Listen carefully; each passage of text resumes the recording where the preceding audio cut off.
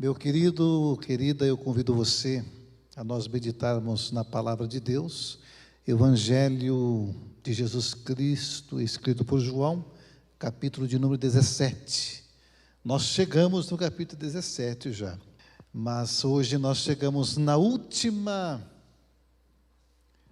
fala de Jesus com os seus discípulos antes da morte. Nós estamos diante de uma mesa onde celebraremos a ceia do Senhor, em cumprimento à ordenança de Cristo, para fazer isso em nome dEle, aonde nós meditamos na vida, na morte, no sofrimento, na ressurreição do Cristo e aguardamos a sua volta. E esta última fala do capítulo 17, a última fala de Jesus, se deu justamente na noite em que ele instituiu esse momento de ceia. A última janta que ele teve com os seus discípulos é onde ele termina aquele momento de conversa íntima, de orientação, de direções. E a partir desta oração que Jesus faz, ele já sai para o Getsemane, sai para ser caçado com paus e uma tropa romana, embora ele não esboçou nenhuma reação.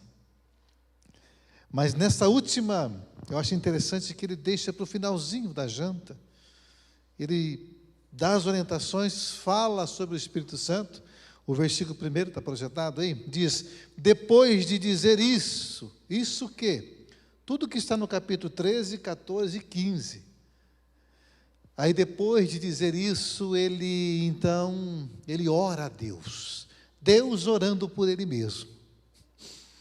Deus orando por si. Aí ele diz assim, depois de dizer isso, Jesus olhou para o céu e orou: Pai, chegou a hora. Glorifica o teu Filho, para que o Filho te glorifique, pois lhe deste autoridade sobre toda a humanidade, para que conceda a vida eterna a todos os que lhe deste. Esta é a vida eterna, que te conheçam a ti, o único Deus verdadeiro, e a Jesus Cristo, a quem enviaste. Eu te glorifiquei na terra, completando a obra que me deste para fazer. E agora, Pai, glorifica-me junto a ti, com a glória que eu tinha contigo antes que o mundo existisse. Até aí. A oração continua por todo o capítulo. Ele vai orar depois pelos discípulos imediatos e vai orar por todos os seus discípulos de todos os tempos. E nós vamos continuar meditando nessas orações depois. Mas hoje eu quero refletir rapidamente com você sobre esta oração que Jesus ora por si mesmo. Nós estamos, amados, diante desse capítulo, e talvez esse capítulo seja o mais belo de todas as Escrituras Sagradas. Se o Evangelho de João não possuísse nenhum outro capítulo, e apenas esse, capítulo 17, com um número, primeiro capítulo, único capítulo, nós teríamos compreensão da santidade, da grandeza, da humanidade, da divindade de Cristo e do amor que Ele tem pela humanidade. Eu fico imaginando aqui Cristo no momento de afeto, no momento de entrega, no momento em que Ele se despede dos seus amigos, poucos amigos, os mais íntimos, apenas 11, eram 12, mas nesse ponto Judas já tinha ido para traí-lo, porque Judas também era considerado amigo, mas o traiu. Mas eu imagino uma despedida de Cristo, e eu, olhando para esse texto, buscava discernir, porque ele é tão profundo, é tão simples, e é tão profundo que me falta compreensão, me falta capacidade de explicá-lo, dado a grandiosidade dessa oração sumo sacerdotal. É Deus orando por Deus. É o Deus Filho encarnado, o Verbo eterno de Deus, se despedindo dos seus amigos.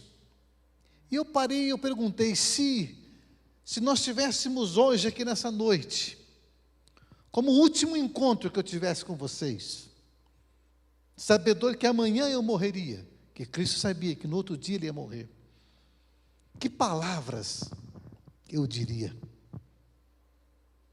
Em que eu enfatizaria?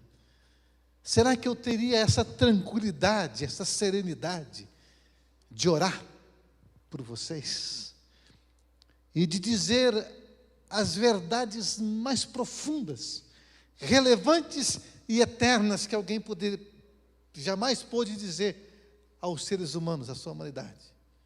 O que será que eu falaria se eu soubesse que essa é a última vez que nós nos veríamos? Talvez o seja. Só Deus o sabe. Mas eu quero me deter à última fala e à despedida de Cristo. Eu imagino Jesus, a sua alma ainda não está em angústia profunda diante dos fatos que acontecerão, porque Ele ia para a cruz e Ele diz que, Pai, é justamente para isso que eu vim. Aí Ele começa olhando para os céus, que coisa interessante. Ele está conversando com os amigos, talvez ainda comendo algum pedaço de pão e bebendo algum pouco de vinho, mas o fato é que Ele, eu não sei se, possivelmente assentado em volta da mesa, Ele olha para o céu, como dizendo que eu estou aqui habitando no espaço temporal, eu me encarnei na história, mas eu jamais perdi a relação com o céu, eu jamais perdi de foco a minha origem. Ele olha para o céu e fala, Pai. Deus chamando a si mesmo de Pai. Pai, chegou a hora. Você percebe João ensinando que sempre Jesus quis ensinar essa verdade da acessibilidade que nós temos a Deus, não mais como um Deus distante, não mais como um Deus opressor e ditador, mas como Pai. Essa intimidade do adentramento à presença. Aí Ele olha para o céu e diz, Pai, chegou a hora. Porque, na verdade, aquele que tem intimidade com Deus, que era o caso de Cristo, era a satisfação de dizer Pai. Havia essa oração de Cristo, é uma oração onde Ele faz 2 pedidos para Ele mesmo, mas é muito mais do que uma reza, é muito mais do que algo decorado, é justamente o contrário, é quase que uma conversa espontânea. Ele olha para o céu, percebe a sua origem, e não tem outra palavra a dizer, Pai, a simplicidade da oração. Pai, chegou a hora, que hora? A hora da cruz, chegou a hora da dor, chegou a hora em que jamais alguém passou por momentos tão dolorosos. Pai, chegou a hora que era necessário desde toda a eternidade. Chegou a hora de eu deixar o conforto da intimidade da mesa, do jantar com meus amigos, que já não são mais discípulos, são amigos, mas chegou a hora do sofrimento, chegou a hora de cumprir toda a sua vontade em mim. Chegou a hora, Pai. E somente um olhar fixo no céu, e somente alguém com a intimidade tal com Deus que possa chamá-lo de Pai, é capaz de olhar para a iminência do sofrimento, para a iminência da morte,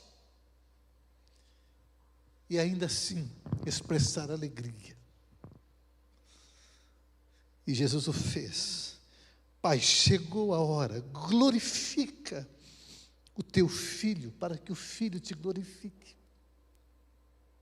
Ou seja, como glorifique se eu estou partindo para a dor, para o momento em que vão me buscar como um bandido.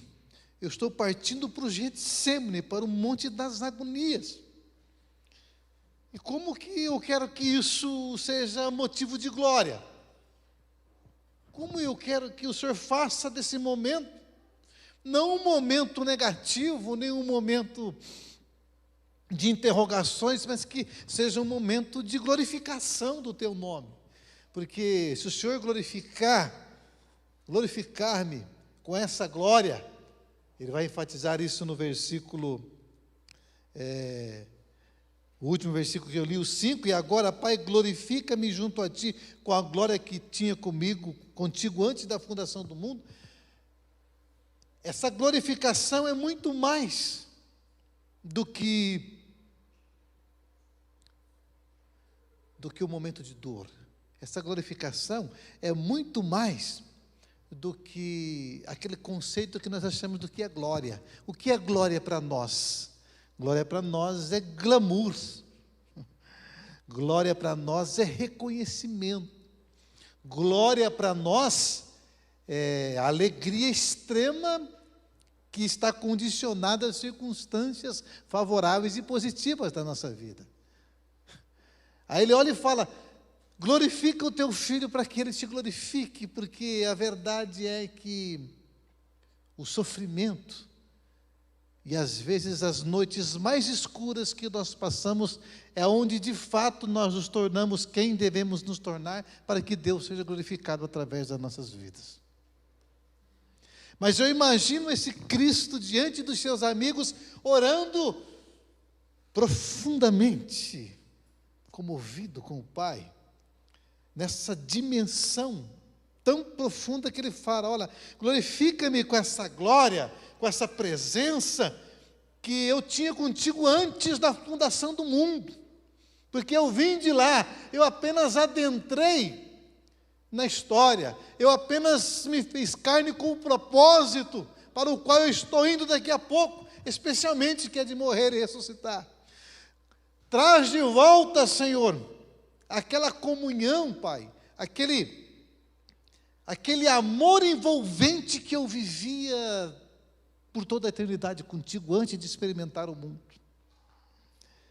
Aí ele continua dizendo: olha, Pai, chegou a hora, e parece que Jesus faz uma oração de gratidão, uma oração grata, uma oração de contentamento diante da dor.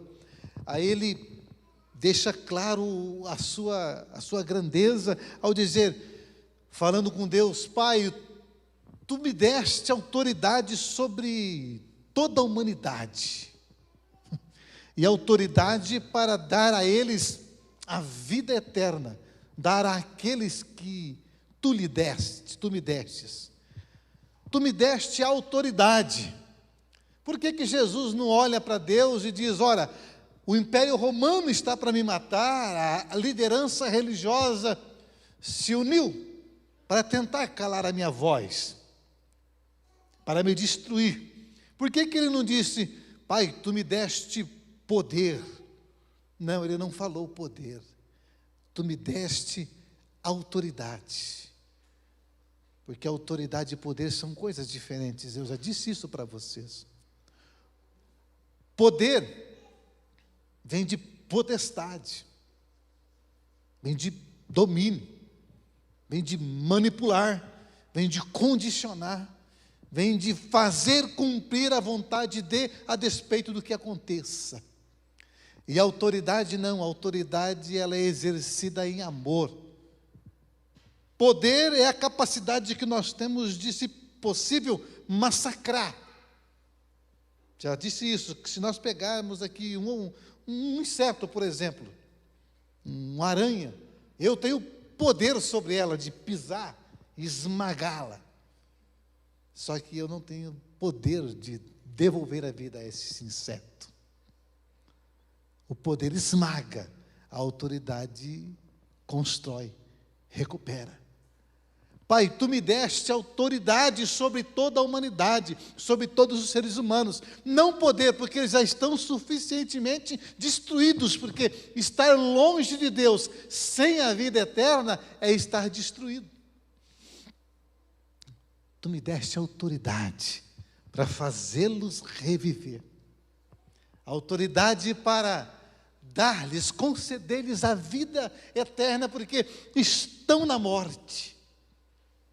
Há um estado de ser contínuo de morte na vida deles. E eu te bendigo, Pai, porque o Senhor me deu essa autoridade em amor. O nosso Deus é todo-poderoso, sim, o nosso Deus é todo-poderoso. Mas o nosso Deus não é um poder amoroso. Não, o nosso Deus é um amor poderoso. Porque a essência de Deus não é poder, a essência de Deus é amor. É a partir do amor que tudo se constrói, inclusive a vida, e não a partir do poder.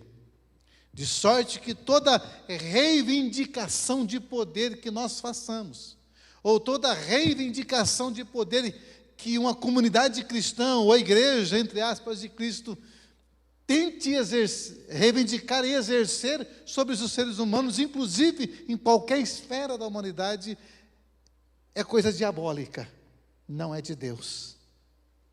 Porque a autoridade se exerce em amor.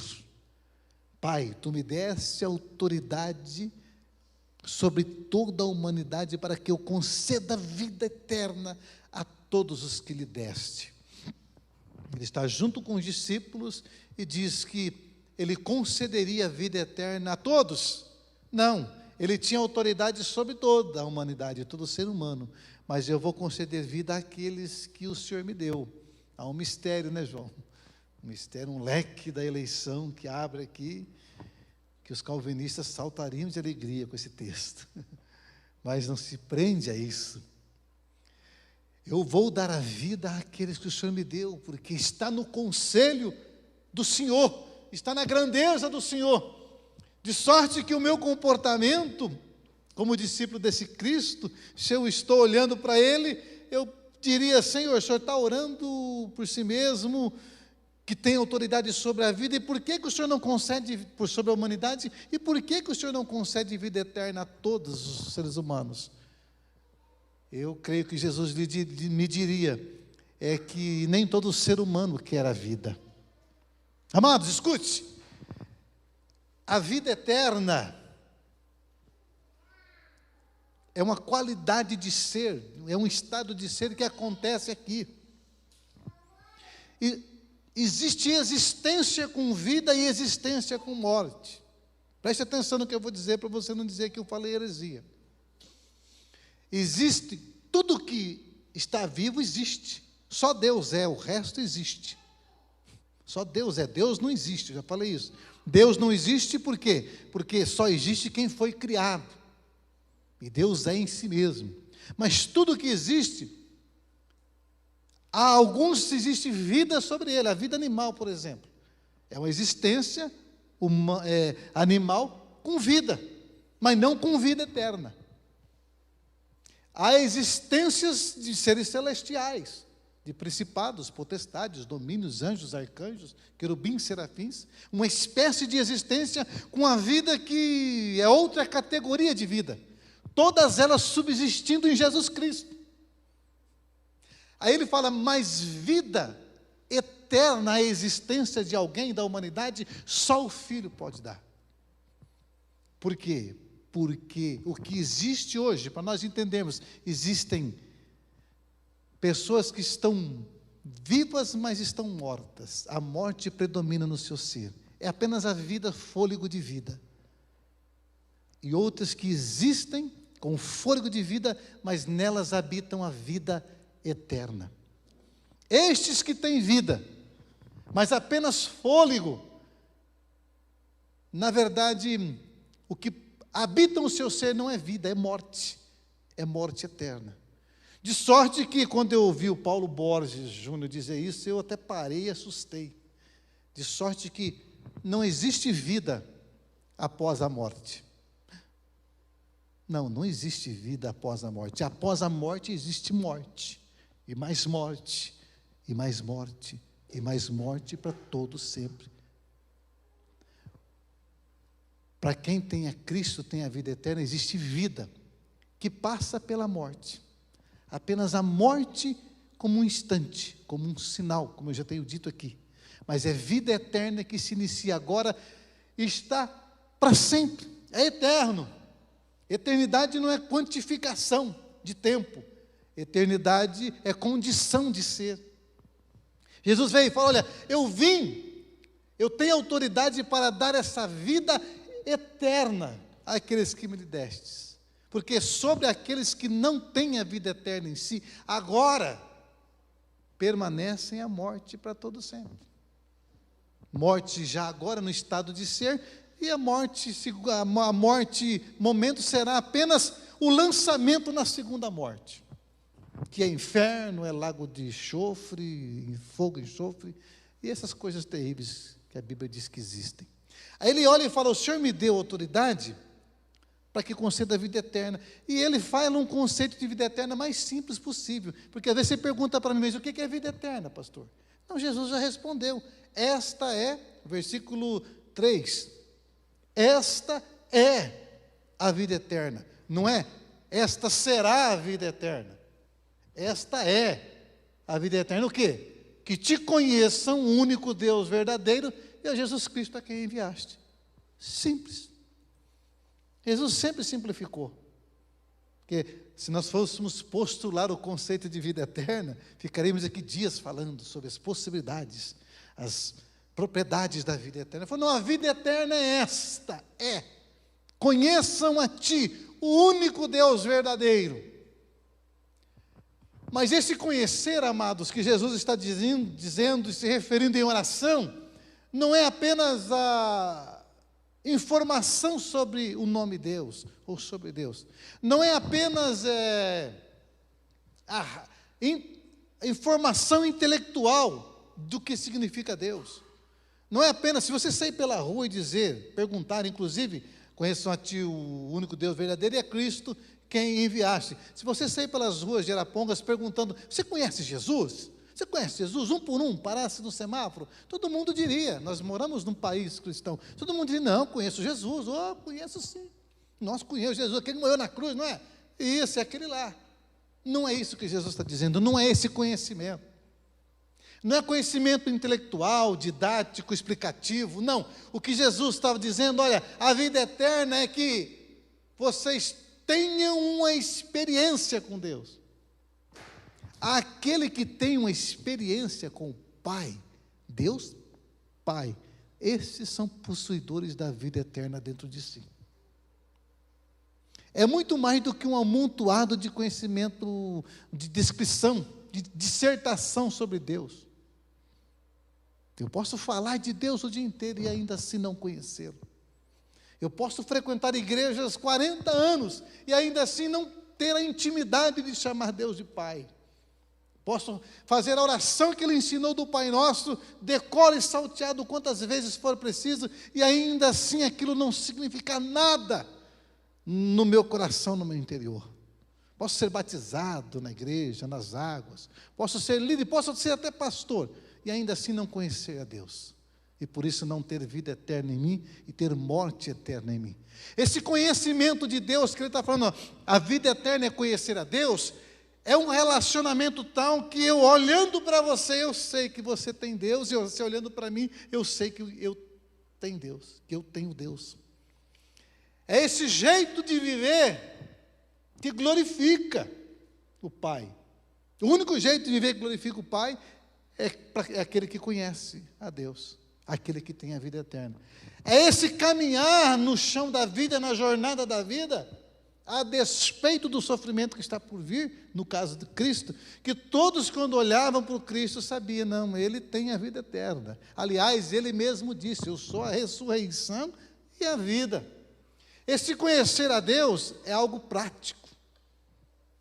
Não é um catecismo, ou um conjunto, um compêndio teológico, que vai dizer sobre Deus. Essa experiência com Deus em amor, revelada por Ele mesmo.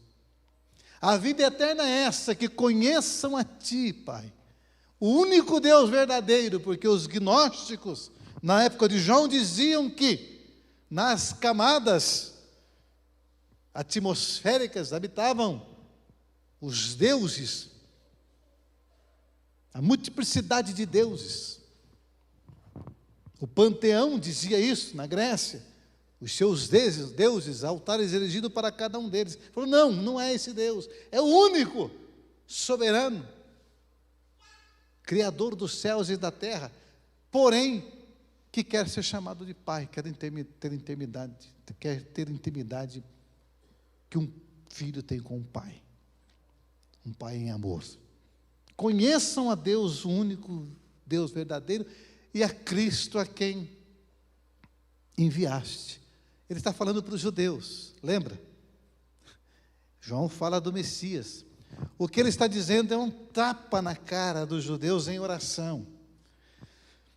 Vocês, judeus, querida nação que me rejeitou, vocês acham e dizem que conhecem a Deus. Inclusive, vocês acham que são o único povo exclusivo de Deus. Vocês acham que vocês são a nação eleita. Vocês têm Bíblia, vocês têm a Torá, têm profeta, vocês têm templo, têm santuário, têm sacerdotes, têm sumos sacerdotes, né? Tinham 2 na época. Vocês têm tudo que fale sobre Deus, que simbolize Deus, que aparentemente identifique Deus. Vocês têm um conhecimento teórico sobre Deus, porém, vocês não conheceram o Filho que está junto com vocês. E se vocês não conheceram o Filho, vocês não têm vida eterna. Porque quem vê o Filho, vê o Pai. Quem vê o Pai, vê o Filho. Se vocês rejeitam o Cristo que eu estou aqui presente, é sinal que vocês não conhecem a Deus. E por não conhecerem a Deus, e nem a mim, que sou enviado e vou morrer no teu lugar, você não tem vida eterna. Vocês morrem mesmo estando vivos. Aí eu te pergunto, meu irmão, Jesus orou com essa intensidade, orou sobre ele, por ele mesmo, pedindo que o Pai glorificasse o Filho, que o Pai o envolvesse em amor para aqueles momentos mais difíceis que ele ia passar.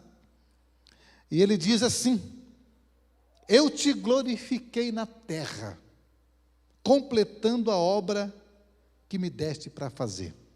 Ué, como assim? Ele não tinha morrido ainda? Concorda comigo?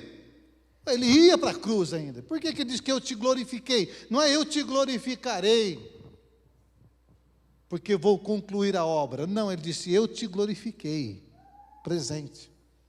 Como que Jesus glorificou? Como Jesus glorificou a Deus aqui na terra? Amando. Amando. Todos os atos de amor, de misericórdia, de milagres, tudo aquilo que Jesus fez na terra foi a glorificação do Pai. A glória de Deus é o amor. O Cristo que operou milagres, o Cristo que viveu no anonimato. Anonimato, acho que é a palavra que encaixa Jesus. O Cristo que não postou nada no Face. O Cristo que viveu na discrição. O Cristo que poderia, após ter ressuscitado Lázaro, por exemplo, ter dito, olha, registra aí que eu estou chegando. Marca uma conferência internacional aí que eu vou chegar em Betânia para ressuscitar Lázaro. O Cristo que multiplicou pães e não quis montar uma padaria, né? Falou, nossa, eu vou entrar no ramo, no empreendedorismo de pão, porque não preciso nem fazer, eu multiplico. O Cristo que chorou, que andou por aqui fazendo bem, entretanto, em momento algum, ele buscou a glória de si, buscou sempre a glória do Pai. Esse Cristo extraordinário que glorificou a Deus porque viveu na simplicidade e em amor a despeito da rivalidade, a despeito da rejeição, a despeito de todas as injúrias que recebeu, e ele viveu assim, porque ele é a fonte da vida e do amor. Pai, glorifiquei o teu nome, concluindo a obra que o Senhor me deu aqui na terra. Aí eu volto à minha analogia que eu fiz no começo, para nós partirmos para a ceia. se hoje eu convidar cada um de vocês aqui para falar um pouquinho sobre a vida de comunhão com Deus, porque digamos que fosse a última vez que nos encontrássemos, o que você falaria aqui nessa noite? Você oraria assim: Pai, glorifiquei o teu nome e fiz tudo o que o Senhor mandou eu fazer, porque eu conheço o Senhor como Deus verdadeiro e conheço o seu Filho Jesus. E o que você relataria nesta oração?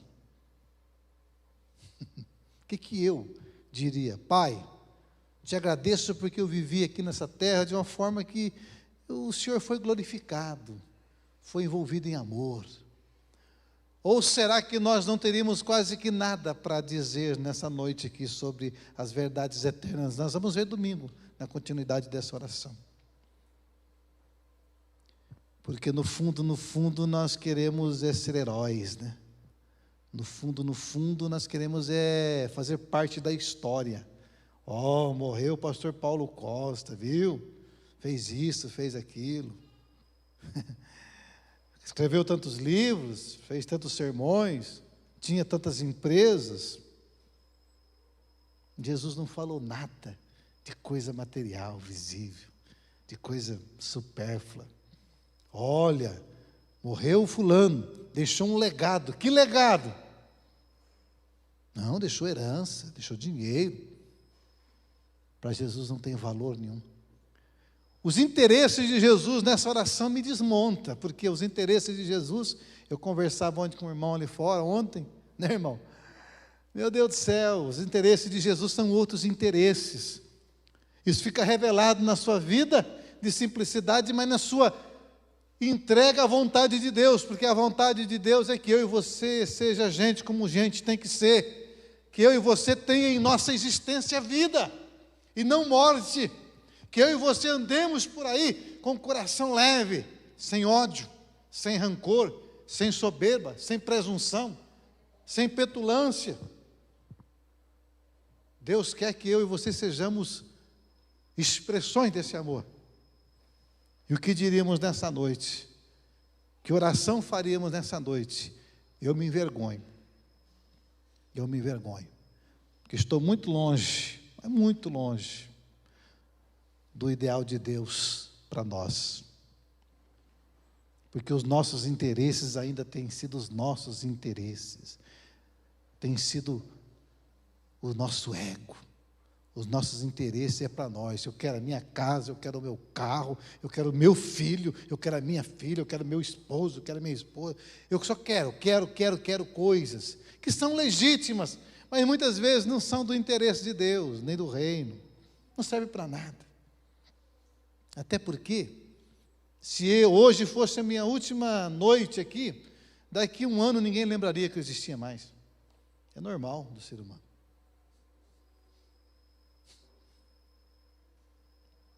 A essência do nosso ser é muito mais, amado.